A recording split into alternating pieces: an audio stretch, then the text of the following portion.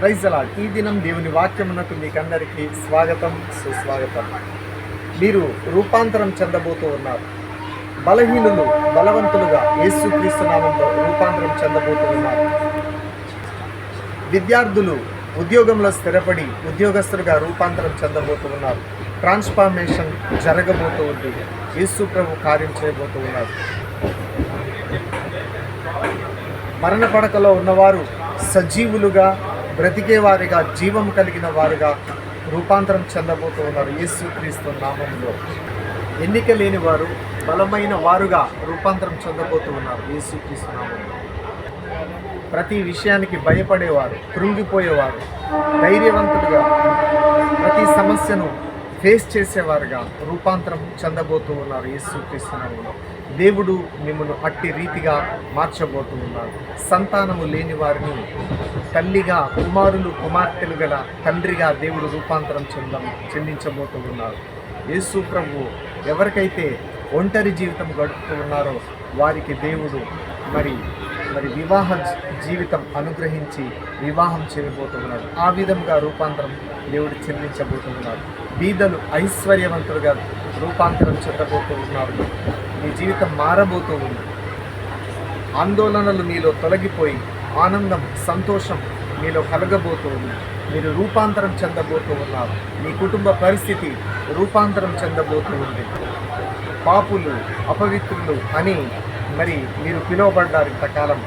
కానీ ఇక మీదట పరిశుద్ధుడు, నీతిమంతుడు, యథార్థవంతుడు అని సమాజంలో మిమ్మల్ని పిలువబోతున్నారు. ఎందుకంటే మీరు రూపాంతరం చెందబోతూ ఉన్నారు. దేవుడు మిమ్మల్ని రూపాంతరం చెందించబోతూ ఉన్నారు.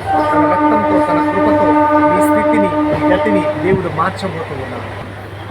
యేసు ప్రభు కొండ మీద మార్కు సువార్త 9వ అధ్యాయం 2వ వచనంలో రూపాంతర అనుభవం పొందుకొని ఉన్నాడు. ఆయన వస్త్రములు తెల్లనివై ప్రకాశించినట్లుగా మనం చూస్తూ ఉన్నాం. ఆయన ప్రకాశించినట్లుగా మనం చూస్తూ ఉన్నాం. మీరు కూడా ప్రకాశించబోతూ ఉన్నారు. మీలోనికి ఒక వెలుగు, ఒక తేజస్సు, దేవుని వెలుగు, దేవుని శక్తి, దేవుని అభిషేకం మీ హృదయాన్ని తాకినప్పుడు మీరు రూపాంతరం చెందబోతూ ఉన్నారు. దేవుని వాక్యం తాకినప్పుడు రూపాంతరం చెందబోతూ ఉన్నారు. మీకు కొత్త మనస్సు రాబోతూ ఉంది. మీ మనస్సు మారి మీరు రూపాంతరం చెందబోతున్నారు. మీరు ఉత్తమమైన జీవితాన్ని జీవించబోతూ ఉన్నారు. దేవునికి అనుకూలమైన జీవితాన్ని జీవించబోతూ ఉన్నారు. సంపూర్ణమైన దేవుని చిత్తము మీలో జరగబోతూ ఉంది.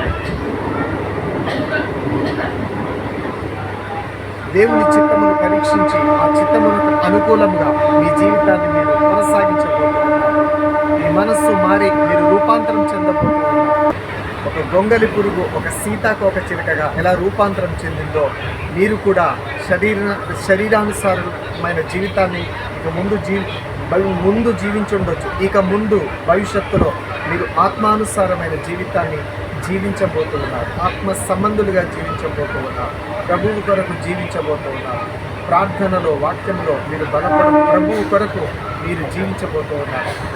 దేవుడి వాక్యము దీవించునుగాక.